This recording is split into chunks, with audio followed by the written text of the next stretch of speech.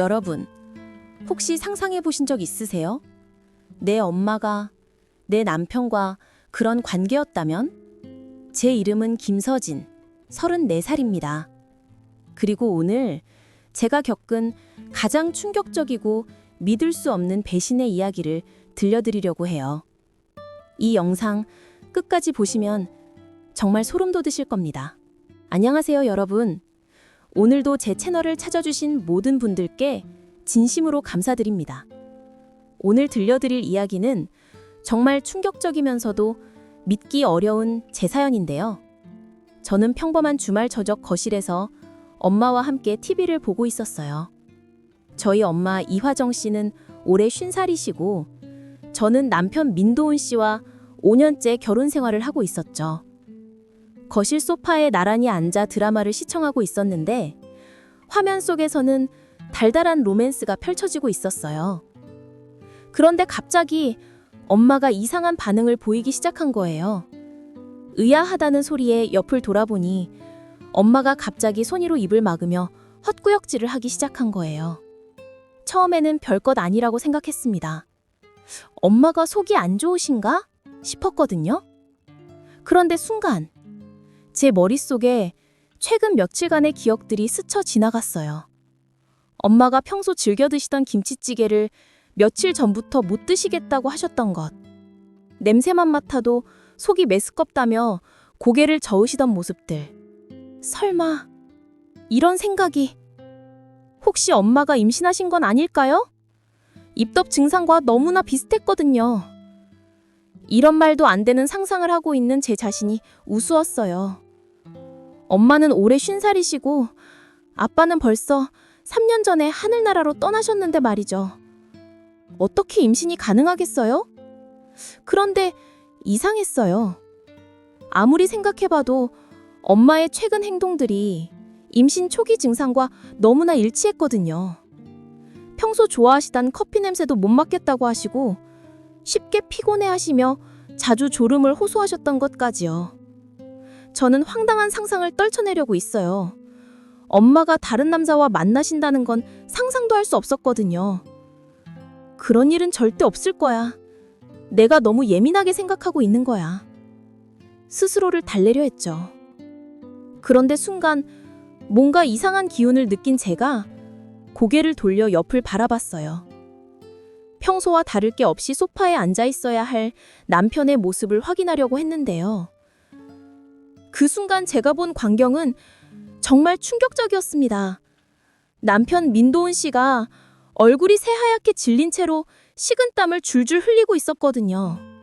마치 큰일이라도 난 것처럼 말이에요. 아니, 이게 무슨 일이야? 저는 순간 머릿속이 하얘졌어요.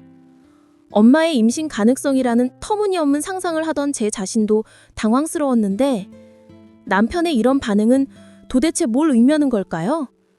도훈 씨의 당황한 표정과 식은땀, 그리고 엄마의 이상한 증상들이 제 머릿속에서 퍼즐처럼 맞춰지기 시작했어요. 설마 이 모든 것들이 우연의 일치일까요? 거실의 시간이 멈춘 것 같았어요.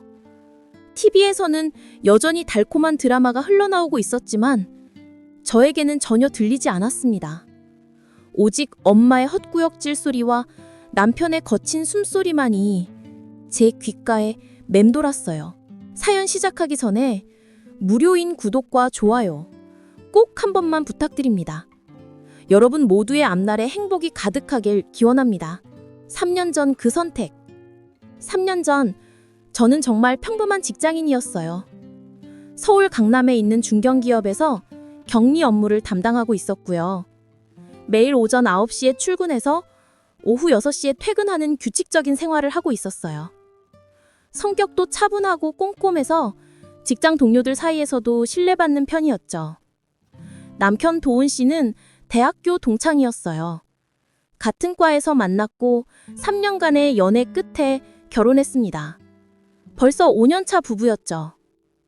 도훈 씨는 IT 회사에서 개발자로 일하고 있었고 평소에 말수가 적지만 성실하고 착한 남편이라고 저는 생각하고 있었어요. 저희 둘 다 외동이었기 때문에 결혼 후에는 각자의 부모님을 번갈아가며 안부를 드리는 게 일상이었습니다. 저희 부모님은 경기도 수원에서 작은 상가를 운영하며 살고 계셨고, 도은 씨의 부모님은 부산에 계셔서 명절 때나 뵐 수 있었죠. 그런데 3년 전, 제 인생이 완전히 바뀌는 일이 일어났어요. 아버지가 갑자기 심근경색으로 돌아가신 거예요. 그것도 아무 예고 없이 말이죠. 그날도 평범한 화요일이었어요. 제가 회사에서 업무를 처리하고 있는데 엄마에게서 다급한 전화가 왔습니다. 서진아, 빨리 와. 아빠가 쓰러지셨어. 전화기 너머로 들려오는 엄마의 울음소리는 지금 생각해도 가슴이 아파요. 저는 급하게 회사에 조퇴를 내고 병원을 달려갔지만 이미 아버지는 의식을 잃은 상태였어요. 의료진이 최선을 다했지만 결국 그날 밤 아버지는 영원히 눈을 감으셨습니다. 장례를 치르는 동안 저보다 더 힘들어한 건 엄마 화정 씨였어요. 49살이라는 나이에 갑자기 홀로 남게 된 충격이 너무 컸던 거죠. 30년 동안 함께 해온 남편을 하루아침에 잃었으니 얼마나 절망스러웠을까요? 장례 후 엄마는 심각한 우울증에 빠져들었어요. 하루 종일 방에만 틀어박혀 계시고 밥도 제대로 드시지 않으셨죠. 제가 수원집에 찾아가 봐도 엄마는 멍하니 허공만 바라보고 계실 때가 많았어요. 엄마 혼자 두면 안 될 것 같은데 우리 집에서 모시고 살자. 그때 이런 제안을 한 건 다름 아닌 남편 도은 씨였어요. 저는 정말 깜짝 놀랐습니다. 요즘 시대에 장모를 모시고 살자고 먼저 제안하는 사위가 어디 있겠어요. 더구나 신혼 2년 차의 말이죠. 도은 씨는 저에게 이렇게 말했어요. 어머니가 지금 상태로는 혼자 지내시기 어려울 것 같아. 자신도 부모를 일찍 여윈 경험이 있어서 혼자 남겨진 어머니의 마음을 이해한다고. 그리고 제가 매일 수원까지 오가며 걱정하는 모습을 보니 마음이 아프다고도 했어요. 저는 남편의 이런 마음씨에 정말 감동받았습니다. 세상에 이런 효자 사위가 또 어디 있을까? 친정 어머니를 모시고 살자고 먼저 제안하다니 정말 기특하고 고마웠어요. 물론 처음에는 고민도 많았어요. 신혼부부가 시어머니도 아닌 장모와 함께 산다는 게 쉬운 일은 아니잖아요. 저 자신도 엄마와 함께 살면서 부부만의 시간이 줄어들까봐 걱정되었고요. 그런데 도은 씨가 정말 진심으로 엄마를 걱정하는 모습을 보니 더 이상 망설일 수가 없었어요. 남편이 이렇게까지 배려해주는데 제가 거절할 이유가 없었거든요. 그래서 장례를 치룬 지 2달 후, 화정 씨는 수원집을 정리하고 저희 부부가 살던 강남 아파트로 이사를 오셨어요. 30평짜리 아파트라 넓지는 않았지만 방이 2개라 엄마가 쓰실 수 있는 공간은 충분했죠. 처음 몇 달은 정말 조심스러웠어요. 저는 엄마가 불편하지 않도록 최대한 신경 썼고 도은 씨도 엄마께 극진히 효도했어요. 아침마다 엄마 안부를 물어보고 퇴근하면서 엄마가 좋아하실 만한 간식이나 과일을 사오곤 했죠. 화정 씨도 처음에는 조심스러우셨어요. 갓 결혼한 부부집에 눌러앉아 있는 게 미안하다고 하시며 자꾸 수원으로 돌아가겠다고 하셨거든요. 그럴 때마다 도은 씨가 먼저 나서서 엄마를 말렸어요. 장모님, 저희가 모시고 싶어서 그러는 거예요. 혼자 계시면 저희가 더 걱정돼요. 이런 말씀을 드리면서 정말 정성스럽게 엄마를 돌봤어요. 저는 그런 남편을 보며 정말 잘 만났다는 생각을 했죠. 세상에 이런 효자 사위가 또 어디 있을까? 시간이 지나면서 화정 씨의 우울증도 조금씩 나아지기 시작했어요. 혼자 있을 때와 달리 가족들과 함께 있으니 적적함도 덜했고 특히 도은 씨가 워낙 잘해드려서 마음의 위안이 되셨던 것 같아요. 그렇게 3년이 흘렀습니다. 어느덧 화정 씨는 저희 가족의 자연스러운 일원이 되었고 평범하고 행복한 가정을 꾸려가고 있다고 모든 사람들이 생각했어요. 저 자신도 그렇게 믿고 있었고요. 지금 생각해보니 모든 게 연결되어 있었던 거죠. 그 이상한 일들이 언제부터 시작됐는지 차근차근 되짚어보면 참 소름 끼치는 패턴이 보여요. 의심의 씨앗. 함께 살기 시작한 첫 1년 동안은 정말 아무 문제가 없었어요. 오히려 가족 같은 분위기에서 모두가 행복했죠. 도훈 씨는 여전히 화정 씨께 극진히 효도했고 화정 씨도 서서히 아모지를 잃은 슬픔에서 벗어나고 계셨어요. 저는 그런 모습들을 보며 정말 좋은 선택을 했다고 생각했습니다. 그런데 그로부터 1년 후부터 뭔가 달라지기 시작했어요. 도훈 씨가 야근이라는 모함이로 늦게 들어오는 날이 점점 더 많아졌거든요. 처음에는 정말 회사 일이 바빴나 보다 생각했어요. IT 업계가 워낙 야근이 많기로 유명하잖아요. 저도 직장인이니까 남편의 상황을 충분히 이해했습니다. 오히려 고생하는 남편을 위해 야식을 준비해 놓기도 하고 피곤해할 때는 마사지도 해줬어요. 혹시 스트레스 받지 않을까 싶어서 늦게 들어오는 거에 대해 뭐라고 하지도 않았죠. 그런데 엄마 화정 씨의 행동도 이상해지기 시작했어요. 갑자기 외출이 잦아졌거든요. 예전에는 아버지를 잃은 충격으로 집 밖으로 나가는 것도 힘들어 하셨는데 언제부턴가 친구들을 만난다며 자주 나가시기 시작했어요. 처음에는 제가 정말 기뻤습니다. 엄마가 우울증에서 벗어나 사회생활을 다시 시작하시는구나. 오히려 적극적으로 응원했어요. 외출하실 때마다 용돈도 넉넉히 드리고 예쁜 옷도 사드렸죠.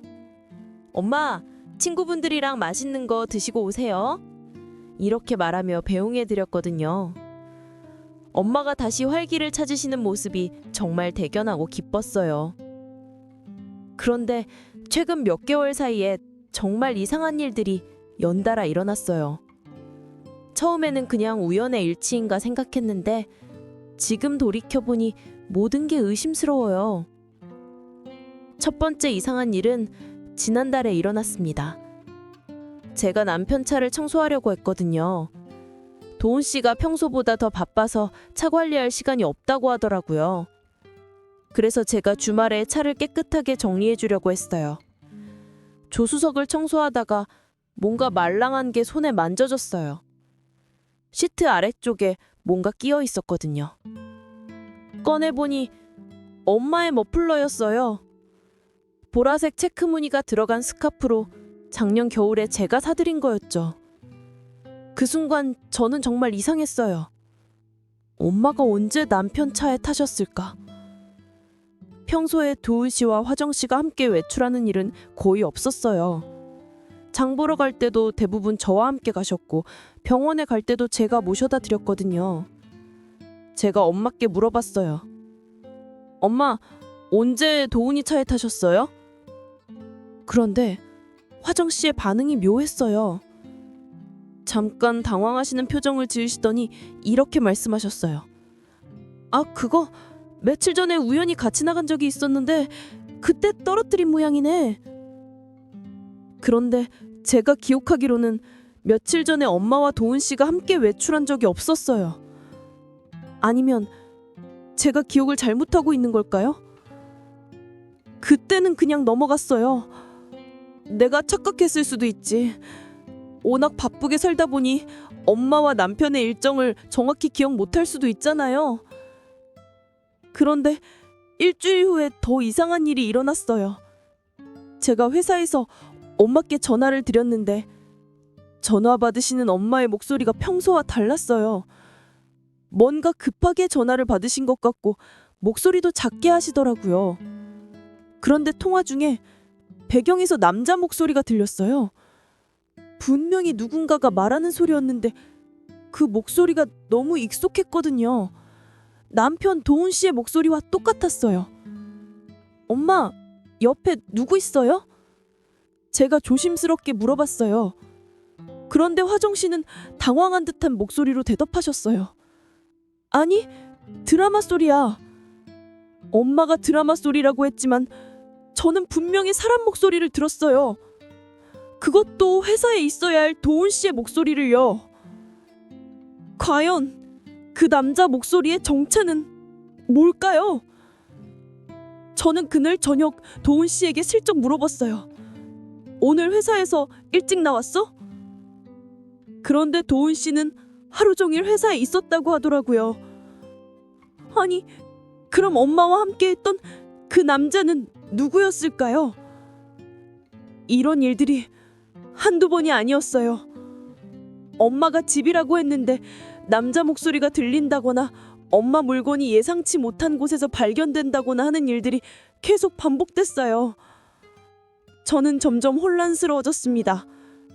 설마 엄마가 다른 남자친구라도 생기신 건 아닐까?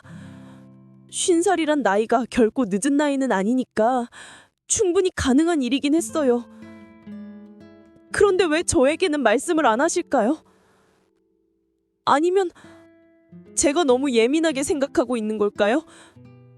최근에 업무 스트레스가 많아서 괜한 의심을 하고 있는 건 아닐까요? 이런 상황에서 제가 할 수 있는 일은 많지 않았어요. 혼자서는 도저히 감당할 수 없을 정도로 복잡하고 괴로운 마음이었거든요. 그래서 저는 평생 절친인 박명 씨에게 모든 걸 털어놓기로 결심했어요.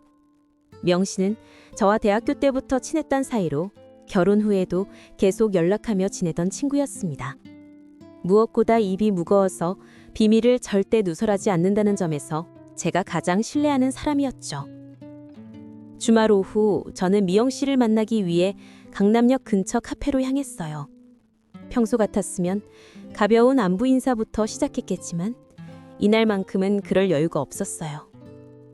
카페에 도착하자마자 저는 미영 씨를 구석진 자리로 데려가 조심스럽게 입을 열었습니다.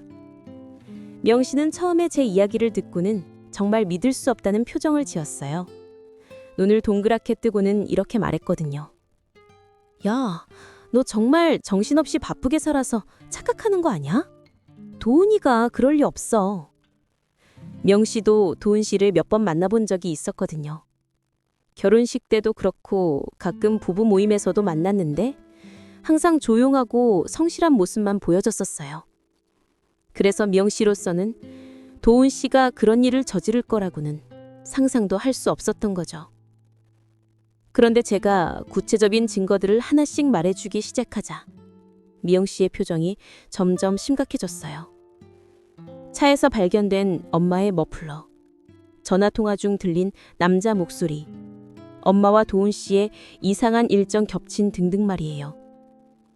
특히 제가 최근에 발견한 더 구체적인 증거들을 이야기하자 미영 씨는 완전히 분노하기 시작했어요. 얼굴이 빨갛게 달아오르며 주먹을 불끈 쥐더라고요. 이 미친놈들이 정말... 서진아, 넌 이대로 있으면 안 돼. 확실한 증거를 잡아야 해. 미영 씨는 저보다도 더 화가 나 있었어요. 자신의 소중한 친구가 이런 배신을 당하고 있다는 사실에 정말 견딜 수 없어 했거든요. 그리고는 진지한 표정으로 저에게 조언을 해줬어요. 사설 탐정을 써봐. 내가 아는 사람이 있어. 정말 실력 있고 믿을 만한 곳이야. 미영 씨가 추천한 탐정사무소는 서울 서초구에 있는 곳이었어요. 미영 씨의 지인이 남편 외도 때문에 이용해 본 적이 있는데 정말 확실한 증거를 잡아줘 재판에서 승소했다고 하더라고요. 저는 카페에서 미영 씨와 헤어진 후 집으로 돌아갔지만 마음이 정말 복잡했어요. 사설 탐정까지 써가며 남편과 엄마를 조사한다는 게 과연 옳은 일일까 싶었거든요. 혹시 제가 너무 의심 많은 사람이 되어가는 제 씨도 계속건 아닐까 하는 생각도 들었고요. 그날 밤부터 저는 며칠 동안 거의 잠을 이루지 못했어요. 침대에 누워 있어도 머릿속으로는 온갖 상상들이 떠올랐거든요. 정말 엄마와 남편이 그런 관계일 가능성, 아니면 제가 착각하고 있을 가능성, 어느 쪽이든 너무 끔찍했어요. 낮에는 평소처럼 회사에 출근해서 업무를 봤지만 집중이 전혀 되지 않았어요. 동료들이 말을 걸어와도 제대로 대답하지 못할 정도로 정신이 없었죠. 점심시간에도 밥이 목으로 넘어가지 않았고 화장실에서 혼자 눈물을 흘린 적도 있었어요. 집에 돌아와서도 마찬가지였어요. 엄마와 남편을 보는 게 너무 어색하고 괴로웠거든요. 평소처럼 자연스럽게 대화하려고 했지만 목소리가 떨리는 걸 감출 수가 없었어요. 혹시 들킬까봐 더 조심스러워졌고요. 도훈 씨와 화정 씨는 제 분위기를 눈치채지 못하는 것 같아요. 아니면 일부러 모르는 척하고 있는 걸까요? 어느 쪽이든 저에게는 고통스러운 시간들이었어요. 3일 밤을 뜬 눈으로 지새운 후 저는 마침내 결심을 굳혔어요. 이대로 계속 의심만 하면서 지낼 수는 없었거든요. 진실이 무엇이든 확실히 알아야 했고, 그래야 앞으로 어떻게 살아갈지 결정할 수 있을 테니까요. 목요일 점심시간, 저는 회사 화장실에서 조용히 탐정사무소에 전화를 걸었어요.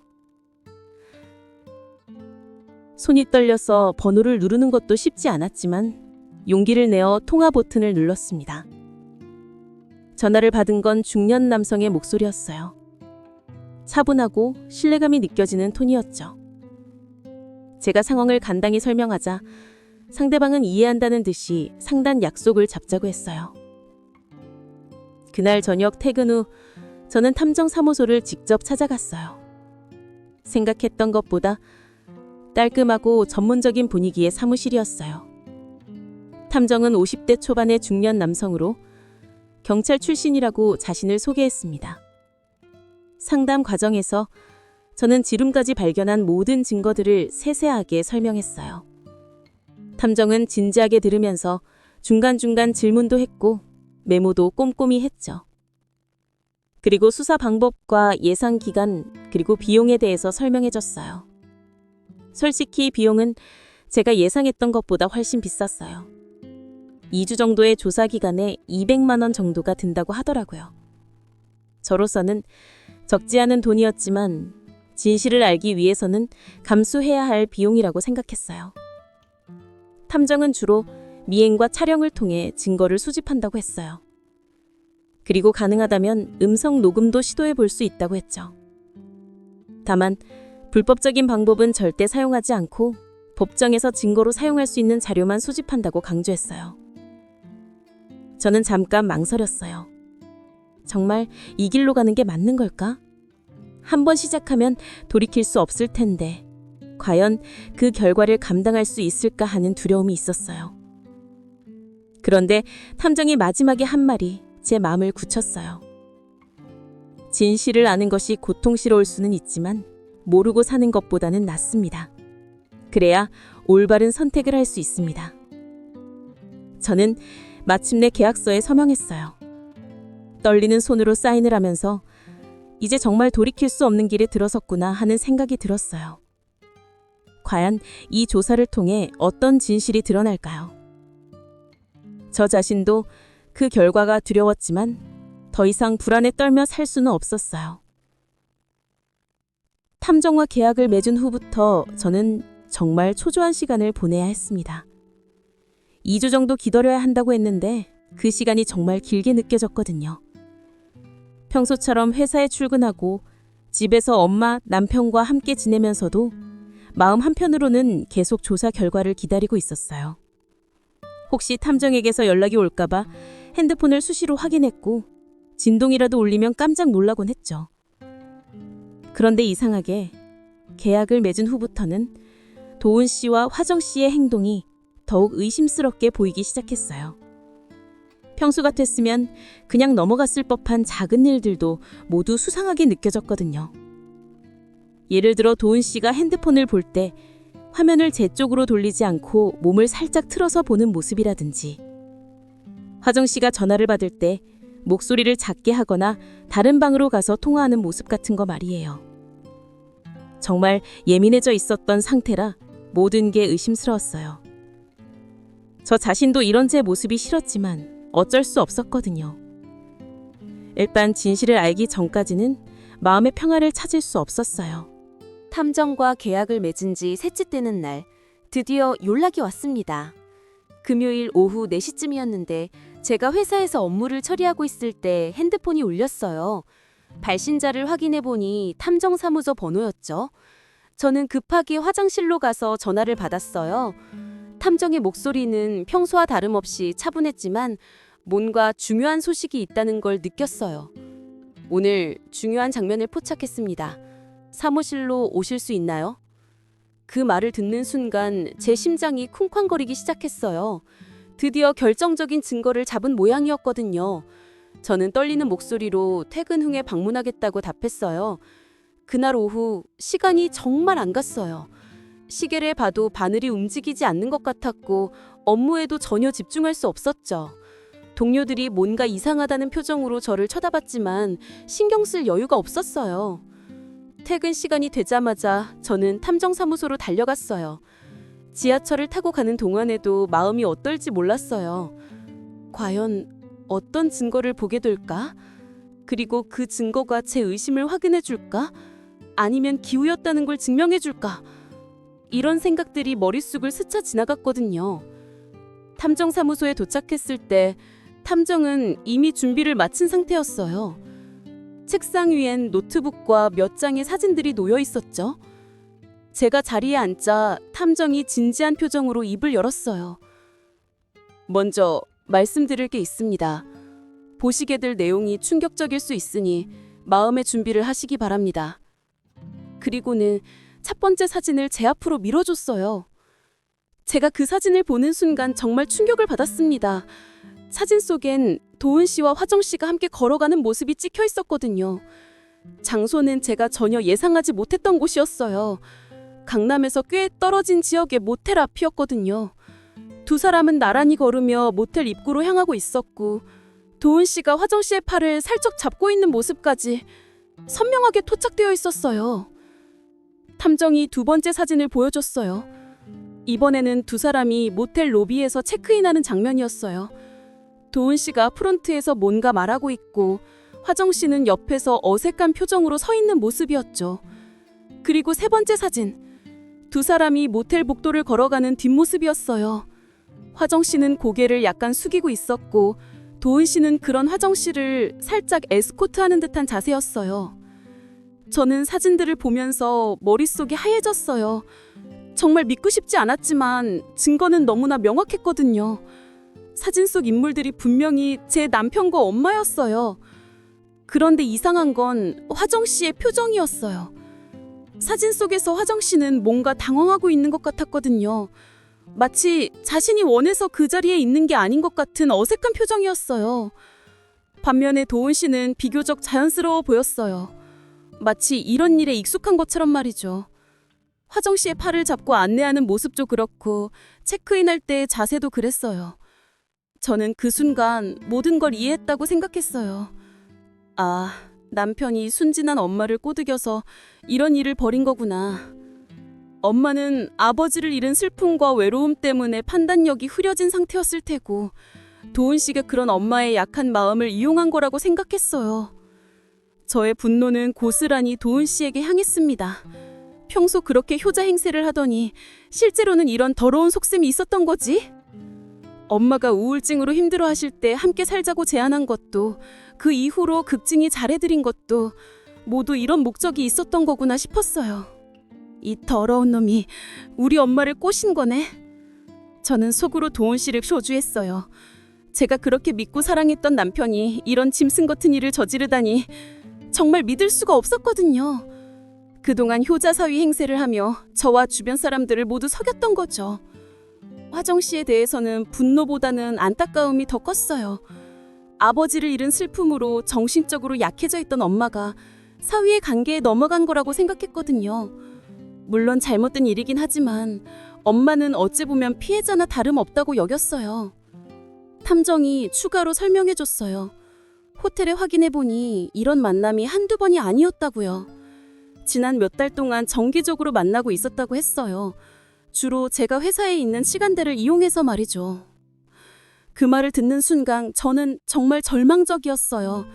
제가 열심히 일하고 있는 동안 집에서는 이런 일이 벌어지고 있었다니 얼마나 바보 같았던 걸까요?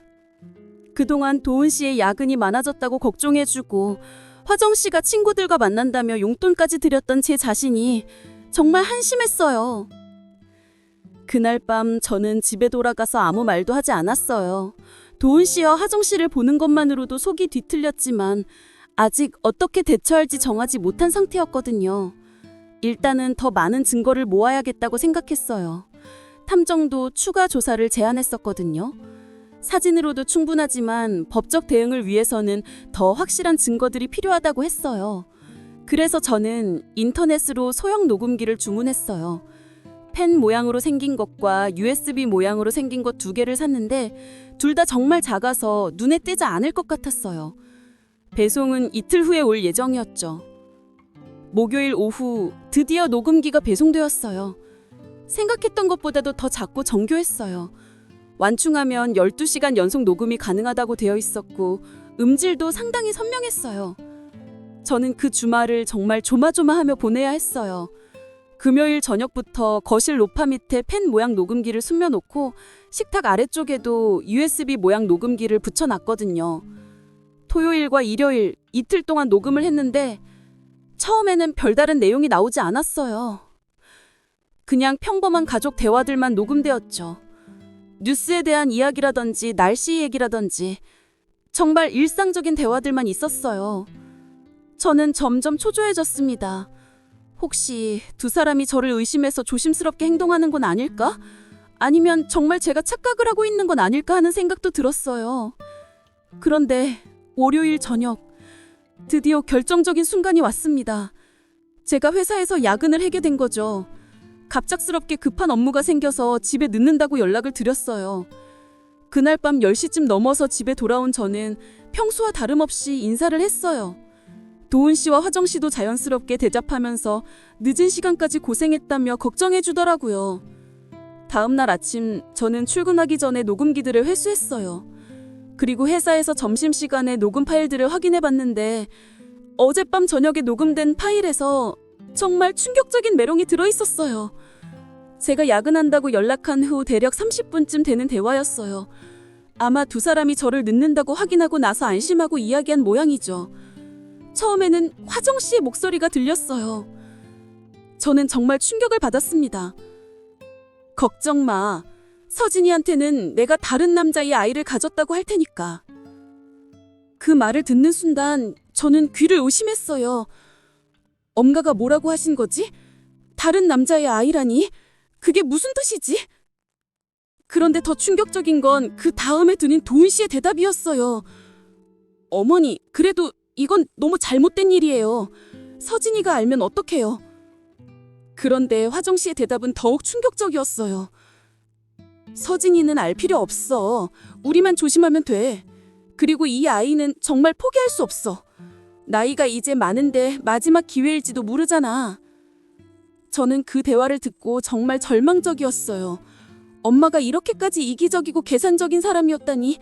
지금까지 제가 믿고 살았던 모든 게 거짓이었던 거죠. 특히 충격적인 건 화정 씨가 임신을 포기할 생각이 전혀 없는 점이었어요. 오히려 이 아이를 낳아서 기르겠다는 의지를 보여주고 있었고, 그러면서 저에겐 다른 남자의 아이라고 거짓말을 하려고 했던 거죠. 저는 화장실에 가서 녹음 파일을 다시 한번 들어봤어요. 혹시 제가 잘못 들었나 싶어서요.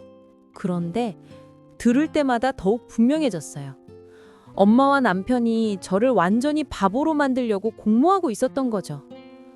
지금까지 저는 도은 씨만 원망하고 있었어요. 순진한 엄마를 꼬드긴 나쁜 남편이라고 생각했거든요. 그런데 사실은 정반대였던 거예요. 화정 씨가 이 모든 일의 주도자였고 도은 씨는 오히려 걱정하고 있었던 거죠. 물론 도은 씨도 잘못된 일에 동참한 건 사실이에요. 아무리 화정 씨가 먼저 유혹했다고 해도 장모와 그런 관계를 맺는다는 건 용서받을 수 없는 일이었거든요. 그런데 제가 생각했던 것과는 가해자와 피해자의 역할이 완전히 바뀌어 있었던 거예요. 내가 뭘 믿고 살았던 거지? 저는 그렇게 중얼거리며 허탈해했어요. 제가 그렇게 사랑하고 믿었던 엄마가 이런 사람이었다니 정말 세상이 무너지는 느낌이었거든요. 특히 화정 씨가 저를 순진하다고 말하며 쉽게 속일 수 있을 거라고 한 말이 가장 상처가 됐어요. 엄마가 저를 그렇게 우습게 보고 있었다니. 그동안 효도한다고 열심히 했던 모든 일들이 바보 같게 느껴졌어요. 그날 오후 저는 인터넷으로 검색해둔 변호사 사무소에 전화를 걸었어요. 가정법 전문 변호사로 유명한 곳이었는데 특히 이혼 소송에서 승소율이 높다고 알려진 곳이었죠. 전화로 간단히 상황을 설명하고 상담 약속을 잡았습니다. 그날 오후 반차를 내고 저는 서초동에 있는 법무법인을 찾아갔어요. 고층 빌딩 15층에 위치한 사무실은 생각보다 넓고 깔끔했어요. 10분 정도 기다린 후 상담실로 안내받았어요. 담당 변호사는 40대 중반의 여성분이었는데 차분하면서도 전문적인 인상을 주었어요.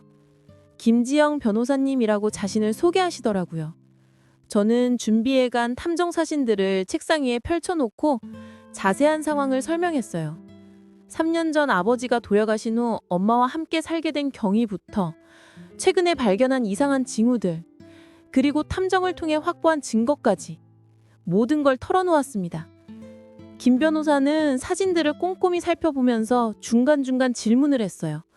언제부터 의심하기 시작했는지, 다른 증거는 없는지, 경제적 피해는 어느 정도인지 등등 정말 구체적으로 물어보더라고요. 그리고는 법적인 설명을 시작했어요. 먼저 간통죄에 대해서 말씀해 주셨는데 현재 한국에서는 간통죄가 표지되었지만 민사상 손해배상 청구는 여전히 가능하다고 하셨어요. 정신적 피해에 대한 위자료를 청구할 수 있다는 거죠.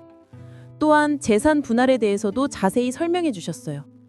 결혼은 형성된 재산에 대해서는 이혼 시 절반씩 나누는 게 원칙이지만 상대방의 유책행위가 있을 경우에는 비율을 조정할 수 있다고 했어요. 도훈 씨의 불륜이 명백히 증명되면 저에게 더 유리한 조건으로 재산을 분할받을 수 있다는 의미였죠.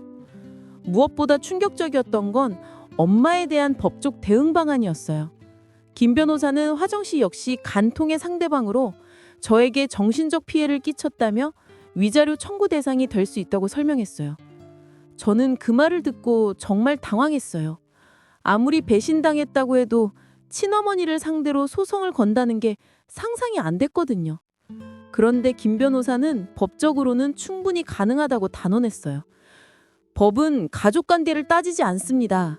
피해를 입었다면 누구든 가해자에게 배상을 요구할 수 있어요.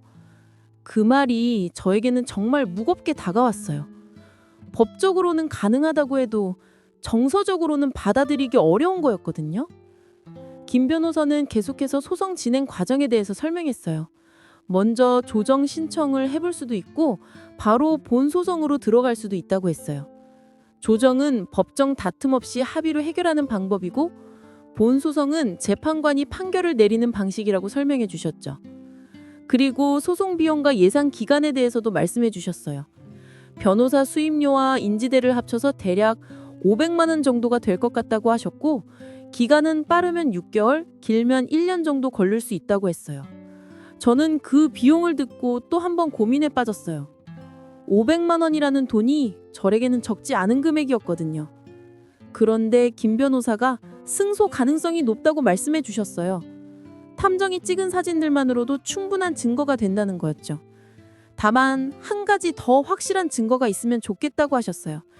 예를 들어 두 사람이 나누는 대화 내용이라든지 관계를 인정하는 발언 같은 걸 녹음할 수 있다면 재판에서 더욱 유리할 거라고 조언해 주셨어요. 그 순간 저는 생각했죠. 제가 이미 녹음 파일을 확보했는데요. 저는 김 변호사에게 녹음 파일 이야기를 했어요. 그리고 USB를 꺼내며 말했어요. 정말 중요한 증거를 확보했습니다. 변호사님이 들어보시면 깜짝 놀라실 거예요. 김 변호사는 노트북에 USB를 연결하고 녹음 파일을 재생했어요. 처음에는 평범한 가정 내 대화 소리가 들렸지만 핵심 부분이 나오자 변호사의 표정이 점점 진지해졌어요. 특히 화정 씨가 서진이한테는 다른 남자의 아이라고 거짓말하겠다고 말하는 부분에서는 김 변호사도 놀란 표정을 감추지 못했어요. 그리고 도훈 씨가 우리 아이라고 말하는 부분에서는 고개를 끄덕이며 뭔가 메모를 했죠. 녹음이 끝나자 김 변호사는 잠시 침묵을 지켰어요. 그리고 저를 바라보며 진지하게 말했습니다. 이것만으로도 충분히 승소 가능합니다. 아니, 승소를 확신할 수 있어요. 김 변호사는 녹음 파일의 법적 가치에 대해서 자세히 설명해 줬어요.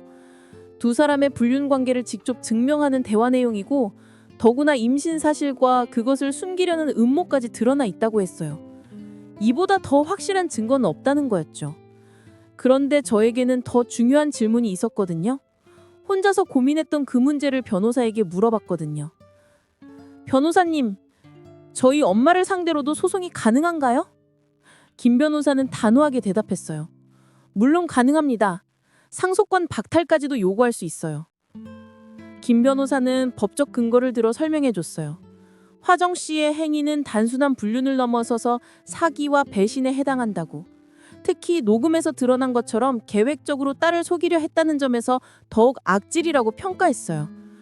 또한 아버지가 돌아가신 후 받은 유산에 대해서도 문제를 제기할 수 있다고 했어요. 화정 씨가 상속받은 재산을 불륜 관계 유지에 사용했다면 이는 상속 취지에 어긋나는 행위라는 거였죠. 저는 그 말을 듣고 정말 복잡한 마음이었어요. 법적으로는 가능하다고 해도 정서적으로는 여전히 받아들이기 어려운 거였거든요.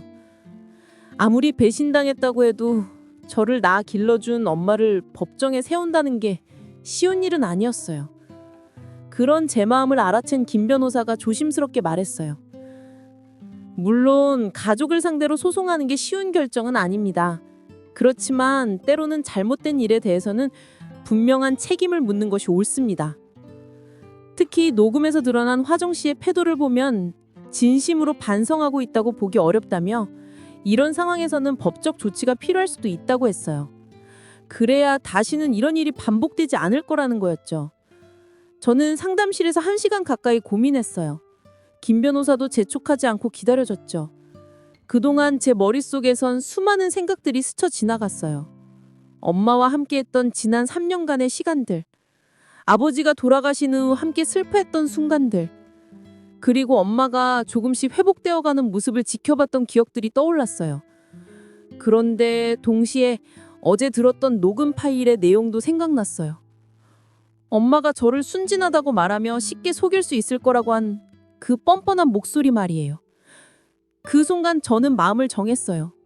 더 이상 이런 상황을 방치할 수는 없었거든요. 엄마든 남편이든 잘못한 일에 대해서는 분명한 책임을 져야 한다고 생각했어요. 저는 김 변호사를 바라보며 결연한 표정으로 말했어요. 소송을 진행하겠습니다. 엄마와 남편 모두를 상대로 법적 조치를 취하겠습니다. 김 변호사는 제 결심을 확인하고 나서 구체적인 절차에 대해 설명하기 시작했어요. 먼저 이혼 조정 신청을 하고 동시에 화정 씨를 상대로 한 손해배상 청구도 접수하겠다고 했어요. 예상 소송 기간은 최소 6개월에서 최대 1년 정도가 될 것 같다고 했고 비용은 앞서 말했건 대로 500만 원 정도 될 것 같다고 재차 확인해 줬어요. 저는 그 모든 조건에 동의했어요. 그리고 가능한 한 빨리 절차를 시작해달라고 요청했죠. 더 이상 이런 상황을 지켜보고만 있을 순 없었거든요. 김 변호사는 일주일 안에 모든 서류를 준비해서 법원에 접수하겠다고 약속했어요. 그리고 그때까지는 집에서 최대한 평범하게 행동하라고 조언했죠. 혹시 상대방이 눈치채면 증거를 인멸하려 할 수도 있다는 이유였어요. 법원의 판결. 김 변호사가 약속한 대로 일주일 후 드디어 법원에 정식으로 소장이 접수되었어요. 그 일주일 동안 저는 집에서 평소처럼 행동해야 했어요. 엄마와 남편 앞에서 아무것도 모르는 척하면서 자연스럽게 대화하고 식사하는 게 정말 힘들었습니다. 특히 화정 씨가 며칠 안에 임신 소식을 발표하겠다고 준비하고 있는 걸 보면서도 모른 척해야 했어요. 수요일 오후 드디어 그 순간이 왔습니다. 제가 회사에 있을 때 집으로 법원 등기 우편이 도착했거든요. 도은 씨가 먼저 받았는데 본인 앞으로 온 소장을 확인하고는 완전히 패닉 상태가 되었대요. 그날 저녁 제가 퇴근해서 집에 들어가는 순간 분위기가 완전히 달라져 있었어요. 거실에는 도은 씨와 화정 씨가 심각한 표정으로 앉아 있고 탁자 위에는 법원에서 온 서류들이 펼쳐져 있었죠. 제가 들어가자 도은 씨가 떨리는 목소리로 말했어요. 서진아, 이게 도대체 무슨 일이야? 왜 갑자기 이혼 소송을? 저는 차분하게 대답했어요. 그동안 준비해온 말들이었거든요. 두 사람의 관계를 모두 알고 있어요. 더 이상 속일 생각은 하지 마세요. 그 순간 화정 씨의 얼굴이 새하얘졌어요. 자신들의 관계가 완전히 노출되었다는 걸 깨달은 거죠. 그런데 화정 씨의 반응은 제가 예상했던 것과 달랐어요. 화정 씨는 울음을 터뜨리며 저에게 매달렸어요. 서진아, 미안해. 엄마가 잘못했어. 용서해줘. 그런데 그 말들 속에는 진정한 간성보다는 들킨 것에 대한 당황이 더 많이 느껴졌어요. 특히 화정 씨가 계속 변명하는 모습을 보면서 저는 더욱 확신을 갖게 되었어요. 외로워서 실수했다는 둥, 나이가 들어서 판단력이 흐려졌다는 둥, 온갖 핑계를 댔거든요. 그런데 가장 기가 막혔던 건 화정 씨가 마지막에 한 말이었어요. 서진아, 그래도 네가 엄발을 법정에 세우는 건 너무하지 않니? 그 말을 듣는 순간 저는 정말 어이가 없었어요. 자신이 저지른 일은 생각하지 않고 오히려 저를 원망하는 투였거든요. 마치 자신이 피해자인 것처럼 말하는 모습에 저는 더욱 분노했어요. 재판 과정은 빠르게 진행되었어요. 조정기일이 잡혔고 양측 변호사들 간의 협의도 시작되었죠. 도은 씨와 화정 씨도 각각 변호사를 선임했는데 비용 때문에 고생하는 모습이었어요. 첫 번째 조정기일에서 저는 정말 충격을 받았어요. 화정 씨가 법정에서 보인 모습 때문이었거든요. 엄마는 여전히 자신이 피해자인 양 행동했어요. 재판관이 사실관계를 확인하려고 하자 화정 씨는 눈물을 흘리며 말했어요. 저는 남편을 잃고 외로워서 실수를 했을 뿐인데 딸이 너무 가혹하게 대합니다. 가족끼리 이렇게 법정에서 다투는 게 옳은 일입니까? 그런 엄마의 모습을 보며 저는 정말 기가 막혔어요. 녹음 파일에서 들었던 그 뻔뻔한 목소리는 온데간데 없고 마치 자신이 억울한 피해자인 것처럼 연기하고 있었거든요. 재판관도 처음에는 화정 씨의 말에 어느 정도 동정적인 반응을 보였어요. 아무래도 나이 든 여성이 눈물을 흘리며 호소하니까 그럴 수밖에 없었을 거예요. 그런데 김 변호사가 녹음 파일을 재생하자 분위기가 완전히 바뀌었어요. 화정 씨가 저를 속이려고 계획을 세우는 내용이 고스란히 드러났거든요. 특히 저를 순진하다고 말하며 쉽게 속일 수 있을 거라고 한 부분에서는 재판관의 표정도 굳어졌어요. 재생이 끝나자 법정 안은 정말 조용해졌어요. 화정 씨는 더 이상 할 말이 없다는 듯 고개를 숙이고 있었고 도은 씨도 부끄러운 듯 얼굴을 들지 못했어요. 첫 번째 조정은 결렬되었어요. 화정 씨와 도은 씨 측에서 제 요구 조건을 받아들이지 않았기 때문이었죠. 결국 본격적인 재판으로 가게 되었습니다. 본격적인 재판이 시작되면서 저에게는 상상도 못했던 추가적인 진실들이 밝혀지기 시작했어요. 김 변호사가 상대방 측을 상대로 추가 조사를 진행하면서 정말 충격적인 사실들을 발견한 거였거든요. 재판 준비 과정에서 김 변호사는 도은 씨의 금융거래 내역을 조사했어요. 이혼 소송에서는 재산 분할을 위해 상대방의 경제 상황을 파악하는 게 중요했거든요. 그런데 조사 결과가 나오자 김 변호사도 깜짝 놀랐어요. 도은 씨에게 거액의 부채가 있었던 거예요.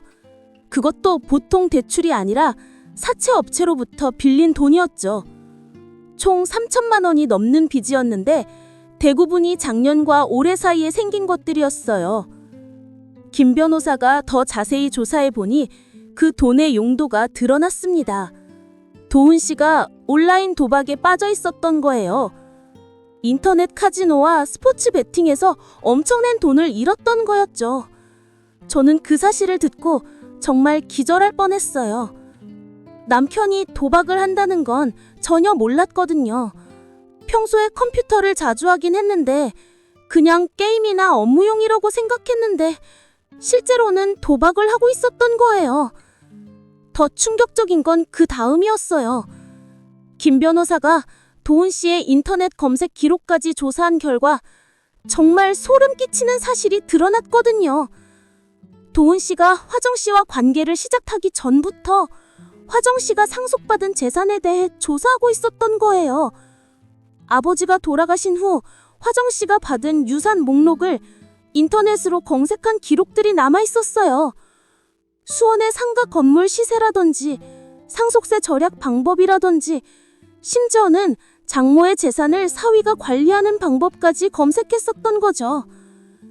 그 자료들을 보는 순간 저는 모든 퍼즐이 맞춰지는 걸 느꼈어요. 도훈 씨가 화정 씨와 함께 살자고 제안했던 것도, 그 이후로 극진히 잘해드렸던 것도 모두 계산된 행동이었던 거예요. 도박으로 생긴 빚을 갚기 위해 화정 씨의 재산을 노리고 접근했던 거죠. 저는 그동안 남편이 정말 효자라고 생각했는데 사실은 돈 때문에 그런 행동을 했던 거예요. 결국 재판 결과는 저의 완승이었어요. 이혼은 당연히 인정되었고 도훈 씨에게는 위자료 1억 원이 책정되었어요. 일반적인 불륜 위자료보다 훨씬 큰 금액이었는데 재판관이 도박과 계획적 접근과 장모와의 관계라는 특수성을 모두 고려한 결과였죠. 화정 씨에게도 정신적 피해 배상금 5천만 원이 확정되었습니다. 그리고 가장 충격적인 건 상속권 박탈 판결이었어요. 아버지가 남긴 수원 상가 건물의 소유권이 저에게 완전히 넘어가게 된 거였거든요. 재판관은 판결문에 이렇게 명시했어요. 화정 씨의 행위는 가족관계의 근본을 파괴하는 배신 행위로 상속재산을 받을 자격을 상실했다고 판단한다. 그 순간 화정 씨는 정말 절망적인 표정을 지었어요. 상가 건물은 현재 시세로 3억 원이 넘는 가치를 하고 있었어요. 임대료만으로도 매월 상당한 수입이 나오는 소중한 자산이었는데 그 모든 걸 잃게 된 거였죠. 재판이 모두 끝난 후 저에게는 완전히 새로운 현실이 기다리고 있었어요. 처음에는 정말 막막했거든요. 33살에 갑자기 혼자가 된다는 것, 그것도 이런 충격적인 배신을 겪고 나서 다시 시작한다는 게 쉬운 일은 아니었어요. 무엇보다 사람을 믿는다는 것 자체가 너무 어려워졌거든요. 재판이 끝나고 한 달 정도는 정말 힘든 시간이었어요. 저는 거의 대인 기피증에 가까운 상태가 되었거든요. 새로운 사람들과 만나는 것도 부담스럽고 기존 지인들조차 만나기 어려웠어요. 그런 저를 지켜본 절친 미영 씨가 정말 큰 힘이 되어줬어요. 거의 매일 안부를 물어봤고 주말마다 찾아와서 함께 시간을 보내려고 노력했거든요. 미영 씨는 저에게 상담을 받아보라고 권했어요. 혼자서는 이런 트라우마를 극복하기 어려울 거라고, 전문가의 도움을 받는 게 좋겠다고 조언해줬거든요. 강남에 있는 심리상담센터를 찾아가서 정기적으로 상담을 받기 시작했죠. 상담을 받으면서 저는 조금씩 제 감정을 정리할 수 있었어요. 분노와 배신감, 그리고 자책감까지 복잡하게 얽혀있던 마음을 천천히 풀어나갔거든요. 특히 도움이 되었던 건 제가 잘못한 게 아니라는 걸 인식하는 과정이었어요. 처음에는 제가 너무 순진했다고, 더 일찍 눈치챘어야 했다고 자책했었거든요. 그런데 상담사가 말해줬어요. 신뢰는 잘못이 아니에요. 배신한 사람들이 잘못한 거죠. 그 말이 저에게는 정말 큰 위로가 되었어요. 제가 가족을 믿고 사랑했던 것은 잘못이 아니라는 걸 깨달았거든요. 상담을 받기 시작한 지 2달 정도 지나서부터는 조금씩 외부 활동도 시작했어요. 그리고 저에게는 중요한 결정을 내려야 할 시간이 왔어요. 직장을 옮기는 문제였거든요. 아버지가 남겨준 상가 건물에 나오는 임대료 덕분에 경제적으로는 여유가 생겼어요. 매월 어느 정도의 안정적인 수입이 있었거든요. 그래서 굳이 급하게 일할 필요는 없었지만 저는 이를 통해 새로운 시작을 하고 싶었어요. 몇 군데 회사에 이력서를 넣었는데 다행히 판교에 있는 중견 IT 회사에서 연락이 왔어요. 업무 환경도 좋고 사람들도 친절해 보였거든요. 합격 통보를 받았을 때 저는 정말 기뻤어요. 새로운 환경에서 새로운 시작을 할 수 있다는 희망이 생겼거든요.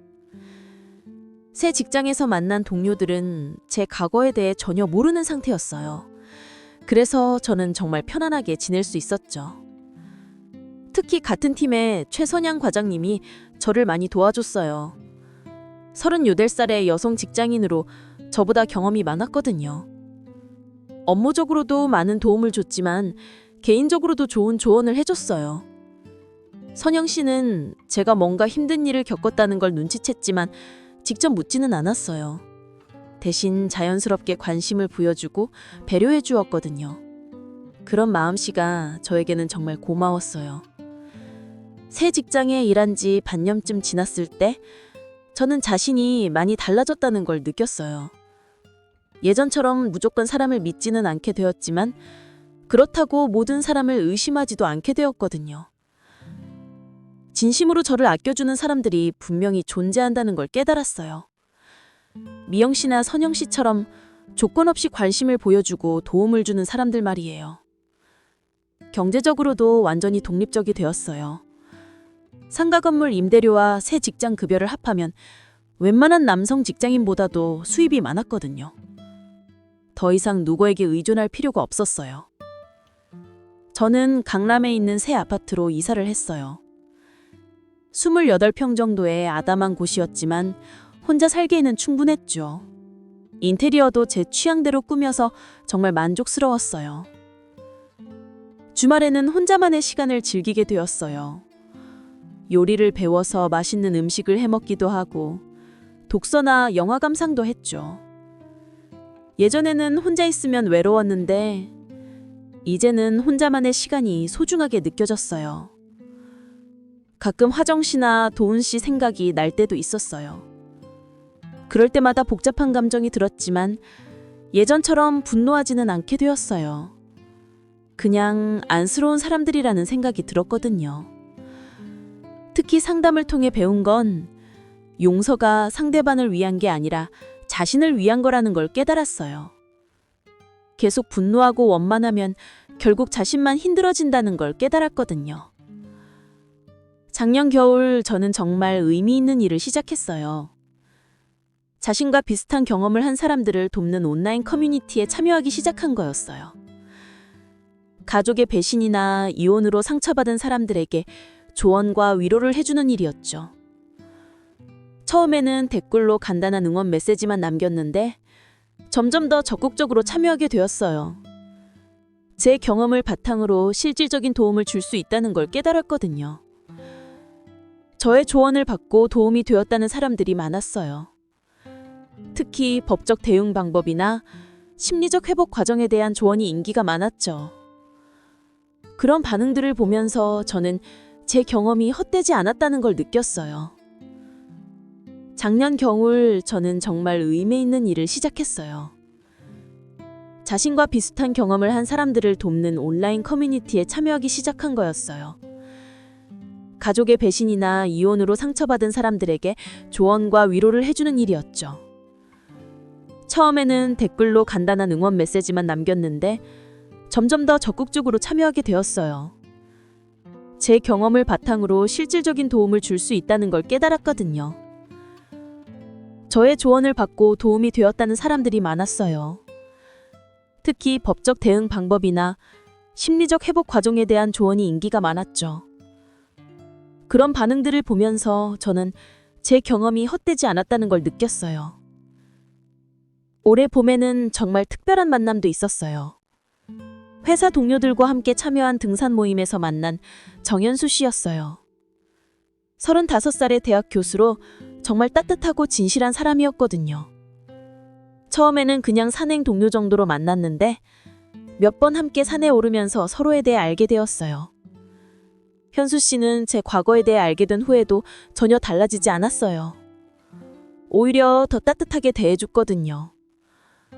물론 저는 아직 새로운 연애를 시작할 준비는 완전히 되지는 않았어요. 그렇지만 현수 씨 같은 사람이 있다는 것만으로도 희망을 느꼈거든요. 언젠가는 다시 누군가를 믿고 사랑할 수 있을 거라는 확신이 들었어요. 지난주에 저는 정말 의미 있는 결정을 내렸어요. 상가 건물 임대료의 일부를 가정폭력이나 이혼으로 어려움을 겪는 여성들을 돕는 단체에 기부하기로 한 거였어요. 매월 200만 원씩 꾸준히 기부할 계획이었죠. 제가 받은 상처를 다른 사람들이 겪지 않도록 돕고 싶었거든요. 아버지가 남겨준 재산을 이런 의미 있는 일에 사용한다면 아버지도 기뻐하실 거라고 생각했어요. 어제 저녁 저는 새 아파트 베란다에서 야경을 바라보며 혼자 생각에 잠겼어요. 지난 2년간의 시간들을 되돌아보니 정말 파란만장했지만 결국은 저에게 좋은 경험이었다는 생각이 들었거든요. 물론 아직도 가끔은 외롭고 힘들 때가 있어요. 그렇지만 예전처럼 절망적이지는 않아요. 자신만의 인생을 살아갈 수 있다는 자신감이 생겼거든요. 저는 그날 밤 일기장에 이런 글을 적었어요. 이제 진짜 내 인생을 살아보자. 정말 의미 있는 다짐이었어요. 더 이상 누구에게 의존하지 않고 제 선택으로 만들어가는 인생 말이에요. 여러분, 저는 이제 알아요. 배신과 상처는 분명히 아팠지만 그 경험이 저를 더 강하고 지혜롭게 만들었다는 것을. 그리고 무엇보다 진정한 행복은 누군가에게 의존하는 게 아니라 제 자신에게서 찾는 거라는 것을. 오늘 이야기는 여기까지입니다. 오늘 이야기 어떠셨나요? 저 김서진의 충격적인 사연. 정말 믿기 어려우시죠? 하지만 이건 제가 직접 겪은 실제 이야기입니다. 여러분 중에도 혹시 비슷한 경험을 하고 계신 분이 있다면 꼭 기억해 주세요. 당신은 혼자가 아닙니다. 그리고 당신의 잘못이 아닙니다. 배신한 사람들이 잘못한 거예요. 용기를 내서 진실을 마주하고 법적으로, 심리적으로 대응하세요. 당신도 다시 행복해질 수 있습니다. 이 영상이 도움이 되셨다면 꼭 좋아요 버튼 눌러주시고 구독과 알림 설정 부탁드립니다. 여러분의 따뜻한 댓글 하나하나가 저에게 큰 힘이 됩니다. 다음 영상에서는 더 감동적이고 교훈적인 이야기로 찾아뵙겠습니다. 구독하시면 놓치지 않으실 수 있어요.